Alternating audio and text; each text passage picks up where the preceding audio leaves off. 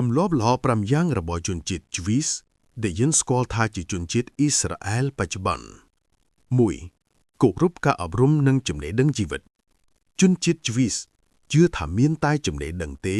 គឺជាទ្រព្យសម្បត្តិដែលគ្មាននរណាអាចលួចបានពួកគេបង្រៀនកូនឲ្យស៊ូច្រើន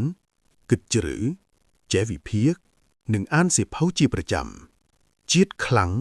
ចាប់ផ្ដើមពីខួរក្បាលខ្លាំងមិនមែនត្រឹមតែកម្លាំងសាច់ដុំខ្លាំងនោះទេ 2. សាមគ្គីគ្នាដូចជាគ្រួសារមិនទុកគ្នាឲ្យឯកកោជនជាតិជ្វីសមានវប្បធម៌ថាបញ្ហារបស់នរណាម្នាក់គឺជាបញ្ហារបស់យើងទាំងអស់គ្នាពួកគេជួយគ្នាក្នុងអាជីវកម្មគាំទ្រគ្នាក្នុងការសិក្សាមិនរីករាយលើការបរាជ័យរបស់គ្នាទេជាតិសាសន៍ណាដែលមនុស្សរួមសាមគ្គីគ្នាគឺជាតិសាសន៍នោះនឹងមានភាពរឹងមាំខ្លាំងក្លា 3. គិតវែងយល់ឆ្ងាយ long term thinking ជនជាតិជ្វីស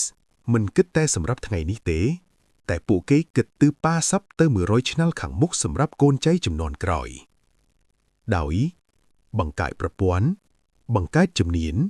បង្កើតអាជីវកម្មដែលបន្តជំនាន់ 4. គោរពគ្រួសារនិងការបង្រៀនពីឪពុកម្ដាយនៅក្នុងគ្រួសារជ្វីសការអប់រំចាប់ផ្ដើមពីផ្ទះរបស់ខឿងសិនឪពុកម្ដាយជាគ្រូដំបូងកូនត្រូវរៀនពីទំនួលខុសត្រូវប្រទេសរឹងមាំ